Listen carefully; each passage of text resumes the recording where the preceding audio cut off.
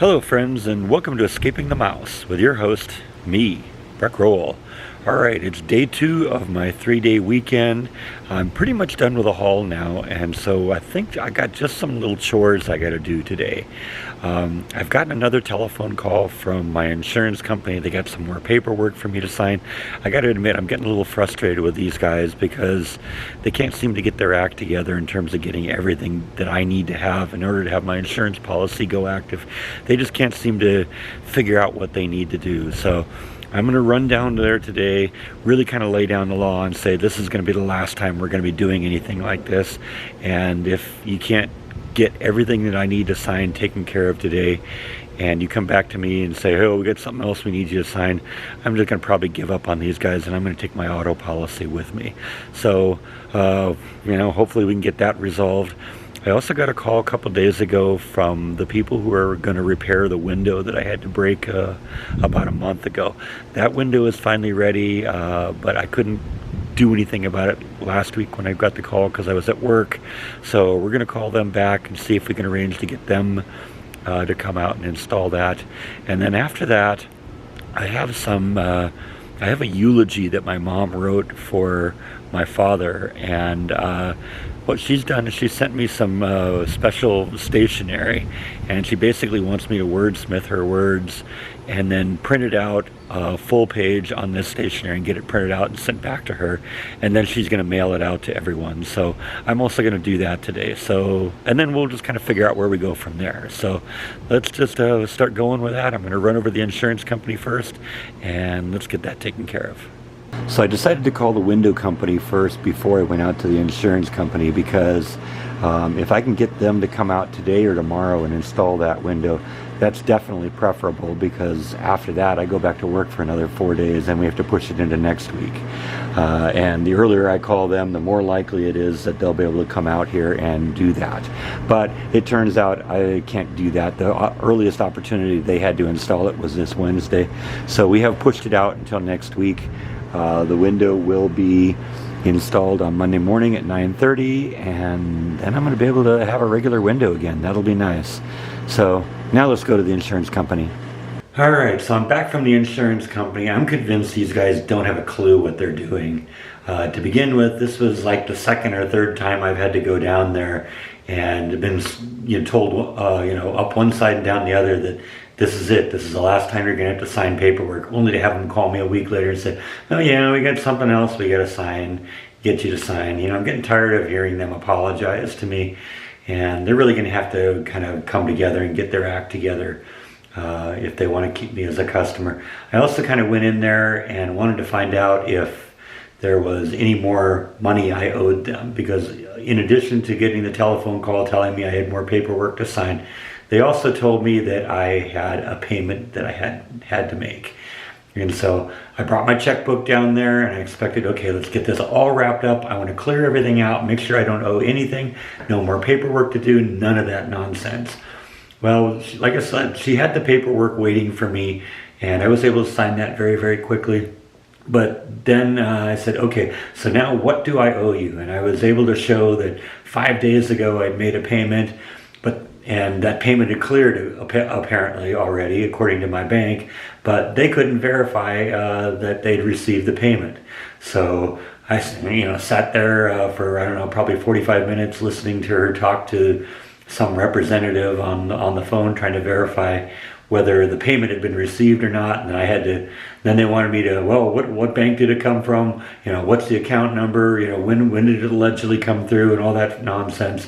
They never were able to figure out whether that payment that cleared my account 5 days ago had actually been received. And so I don't know, they're still going to continue looking, and she's supposed to get back to me and tell me yes or no, we've got the payment or we didn't get the payment, and we'll go from there. But I'll tell you, if there's too many more mistakes with this, I'm just going to dump these guys, because like I said, I don't think they know what's going on. If it's this hard and this difficult and this complicated to set up an account just so that I can send them a lot of money each month, can you imagine how much of a headache it's going to be if I ever have to file a claim? Yeah, I don't know. We'll see. I'll let you know what happens. Now, in the video I posted last night, one of my viewers, JC, asked a question about how it was that I'd hung these posters, how I chose where they would go, and all of that stuff. So I decided to address that one directly. First off, the posters themselves are all very, very light. They don't weigh a whole lot, so I didn't have to drive them into any stud or anything like that. I just used basically a traditional picture hanging hook. You can get these at just about any hardware store, and basically you just drive a nail into the wall and hang the picture on the hook.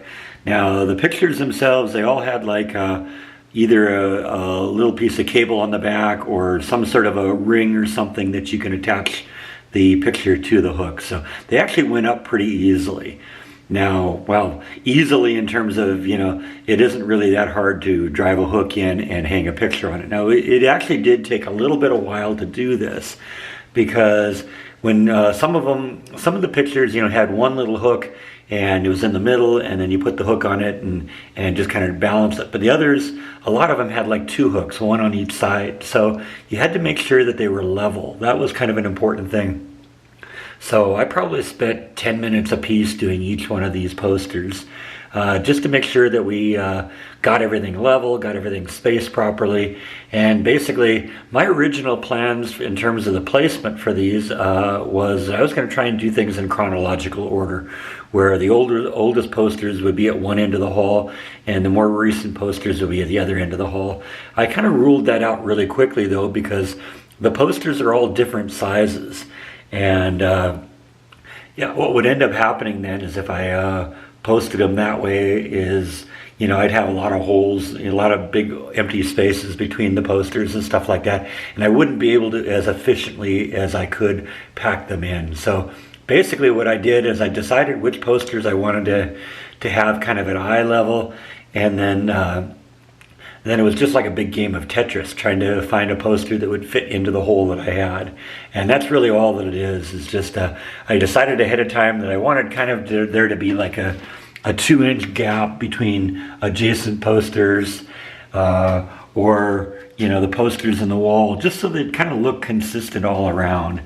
And so once I got all that in place, then it was just a matter of finding a poster that would fit into the existing hole, and that's really all that there was to that. So yeah, I just bought these little hook things, literally by the hundreds. You can buy them at like Home Depot or hardware stores of any kind. Probably at Walmart too. I'm sure they have them there, because everybody wants to hang pictures that goes to Walmart also. So yeah, that's all there is to it. Pretty simple. So I just finished up wordsmithing the eulogy that my mom wrote. There was an interesting story about this, because I've mentioned this before. My mom is not maybe the most technologically proficient person in the world, and all she has is her iPad and her cell phone, and even those kind of baffle her a little bit at sometimes. So she had tried to write this on her iPad, and since she didn't have an actual word processor or anything on there, she used the only thing that she knew how to do that would allow her to write text, and that was basically she opened it up in her email, and she composed it in her email as an email. Well, somewhere in the process, she lost it and couldn't figure out how to send it to me. She was going to try and email it to me so that I could wordsmith it and then format it with a nice font and print it out on a sheet of paper and all that stuff.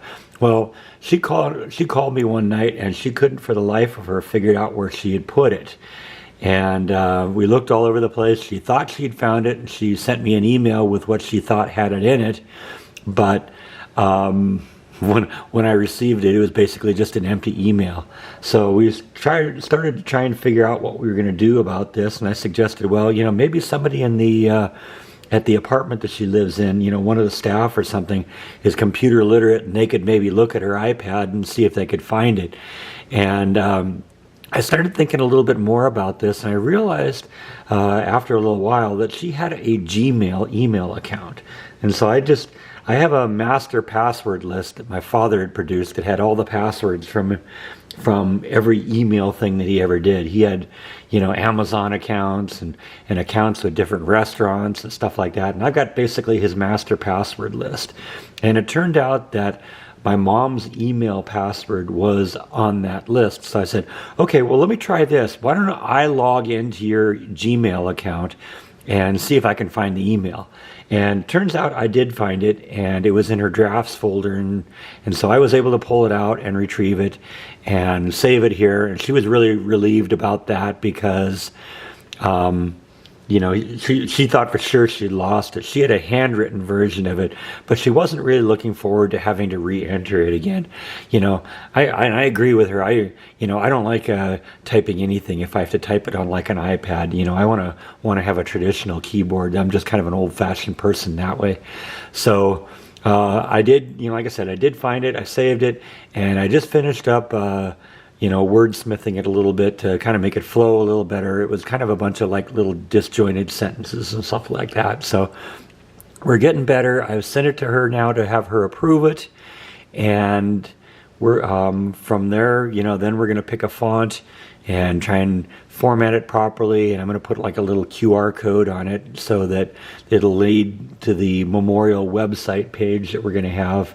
And we'll go from there. And hopefully if I get a response from her today, I can do some messing around with the fonts and pick some nice font that'll look really good. And maybe we can even get this thing out and get it printed today and get it back to her. My mom's handwriting has become a little illegible in recent years, but it turns out my friend Beth has beautiful handwriting. So Beth has agreed to hand address all the envelopes that this is going to go into. So, all we got to do now is basically get the document, get her to approve the wording I've chosen, then we'll choose a nice little font to use on it. And she basically said she wanted to have the thing fill the whole page. Well, this isn't filling the whole page yet, so that's not going to be too difficult. We'll just blow it up in size and make sure it all fits, and we'll go from there. Now, this is the paper that my mom has chosen to put these documents on. It's kind of nice. It's just kind of a nice little beach scene, and my father really loved the beach, so this will be a great thing. And that's what the memorial document is going to look like, what her eulogy is going to look like. So there you go. So I've been kind of thinking about what I want to do with this lawnmower. I don't think that there's anything serious wrong with it. It probably just needs to be overhauled and probably have some repairs. Probably flush the oil out and change the spark plug and clean up the carburetor and maybe replace the fuel or something like that. And probably get it going again. But do I really want to spend the money to do that and then end up having to mow this kind of a yard, a yard that's this size in the backyard and another one that's roughly the same size in the front yard with a hand mower? Or do I just want to bite the bullet and go out and buy a riding lawnmower right now and get to the point where I don't have to worry about this anymore? Because like I said, even if I do fix this thing up, it's gonna, it's really hot to have to get out here and push a lawnmower around here every 2 weeks to keep up with the lawn that's that grows so fast here. I mean, we haven't mowed this backyard here since I moved in. You can see it's almost a jungle out here now. Definitely need to do something in the next week or so. So I actually think I'm going to go over to Home Depot and actually look at some of their riding mowers. See, I kind of blame this thought process on Home Depot because every time I go there, they have a whole bunch of riding lawnmowers just sitting out in front of the store, just enticing you, that you have to look at every time you walk in. So, yeah, I don't know. One of my concerns was how wide the lawnmower would be, because ultimately I want to put it over here in this shed, and I kind of got it in my head that the door into the shed was kind of narrow. But it isn't really as narrow as I thought it was. I've actually measured it, and if I have a lawnmower that's 48 inches wide or less, it'll easily fit into here. So, like I said, that opens up my options, because the ones they had were like really, really wide over at Home Depot, and I wasn't sure they'd fit through the door that I thought I had here. But I have more space in here than I thought. So, I don't know. I'm going to go over and look, and let's see what happens. I'm not going to buy anything today because I don't have the money to do it yet. But you know what? We'll something to at least think about. Get some research done and figure out where I want to go with this. But like I said, I definitely got to do something sooner rather than later. Yeah, you see what I mean? Home Depot has always had kind of a unnatural hold on me. It's like a toy store for adults.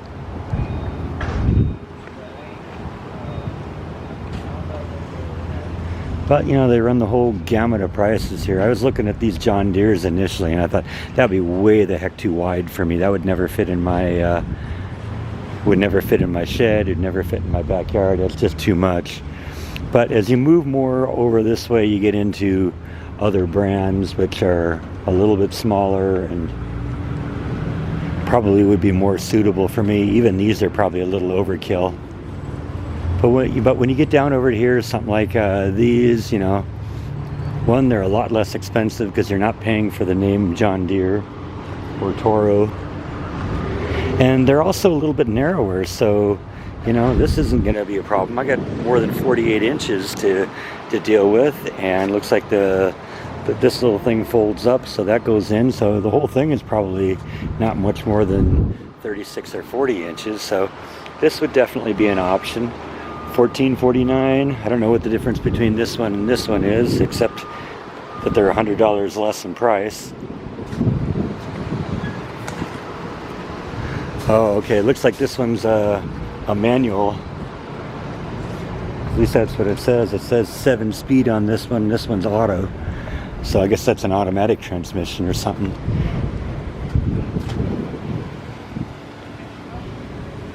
I don't know. Like I said, we'll look up model numbers here. That's the Bronco 42. And we can look up online and see what they do, what the features are, and what's the difference between them. That's a Pony 42. So I brought out my handy dandy tape measure, and basically the 42 is the width of how far, you know, how wide this thing is at its widest point. So 42 inches, that's easily going to fit within my 48-inch wide shed. And the two models are both have a 42-inch deck, which would be good. And if that was a problem, I could go down to this little thing here, which has only a 30-inch deck. But you know what? That one costs the same amount of money as the one with the 42-inch deck, so why would I do that? So, I don't know, we're going to seriously look at these Troy belts, and I guess the next question would be, how do I get this thing home? I'm probably going to have to like rent a truck from Home Depot and do it that way, unless they deliver. I don't know. Oh, and I see they all have a cup holder. That's important, right?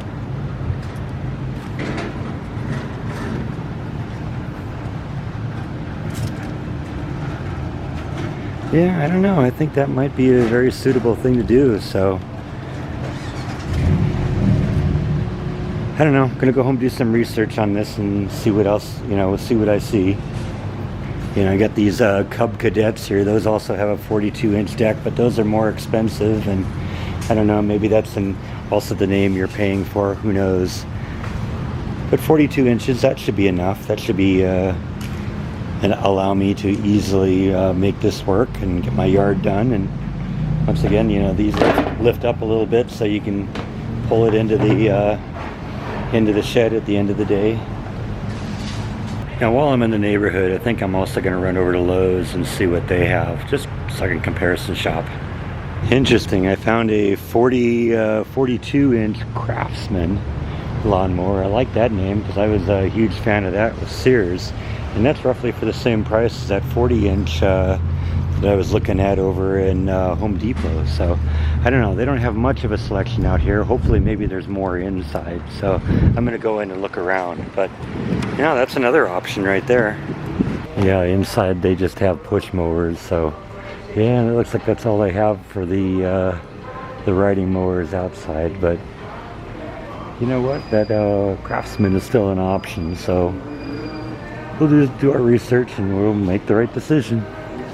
So I think that's all that I have for today. Come back tomorrow and let's see what kind of trouble I can get myself into then. Until then, thank you as always for watching, and I'll see you next time on Escaping the Mouse. Good night.